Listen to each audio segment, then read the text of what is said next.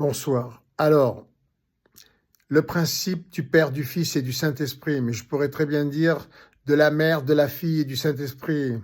Voilà, ça marche dans tous les sens. Ok, ça peut être la Mère, le Fils et le Saint-Esprit, la Mère, la Fille, le Saint-Esprit, le Père, le Fils et le Saint-Esprit, mais aussi également le Fils, le Père et le Saint-Esprit. Ça marche dans tous les sens. Ou la Fille, la Mère, le Saint-Esprit, ou la Fille, le Père et le Saint-Esprit. C'est un processus qui doit s'exercer euh, en chacun de nous, voilà, pour trouver un épanouissement dans l'amour, bien entendu, et par interconnexion, pour trouver un épanouissement au sein de toute l'humanité. Alors, en général, le Saint-Esprit nous vient la nuit, dans notre sommeil. C'est pour ça que la Kaaba, c'est une belle représentation d'une chambre, en général carrée, qui est fermée, noire, et à l'intérieur duquel l'être humain dort dans cette chambre, il dort dans sa chambre et il reçoit les informations qui viennent, on va dire, du ciel, d'où la pierre à l'intérieur de la Kaaba.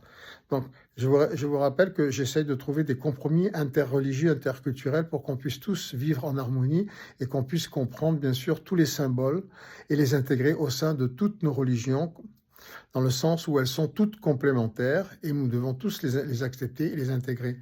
Moi, je suis pour le fait que dans les églises comme dans les mosquées, on puisse entendre tous les chants religieux de toutes les religions, car Dieu est partout en toutes choses. Donc, il est interreligieux, il est toutes les cultures. Moi, je trouverais ça très beau d'entendre un chant, un adhan dans une église, ou des cloches dans une mosquée, ou un chant religieux hindou dans une église ou une mosquée, et vice-versa. Vous voyez, que tout soit confondu, et bien sûr en comprenant qu'il y a des interconnexions entre toutes les cultures, entre toutes les religions, et j'essaye d'expliquer ça, voilà, et de trouver des compromis pour qu'on puisse tous s'entendre, tous intégrer les religions de son prochain, on va dire, voilà, de son voisin, pour qu'on puisse vivre en harmonie au sein d'une même société, au sein d'une même planète. Merci. Donc la Kaaba, c'est pour tout le monde. C'est pas que pour les musulmans.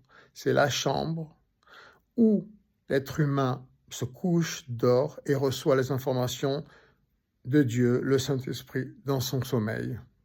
Merci, je vous aime tous. À bientôt.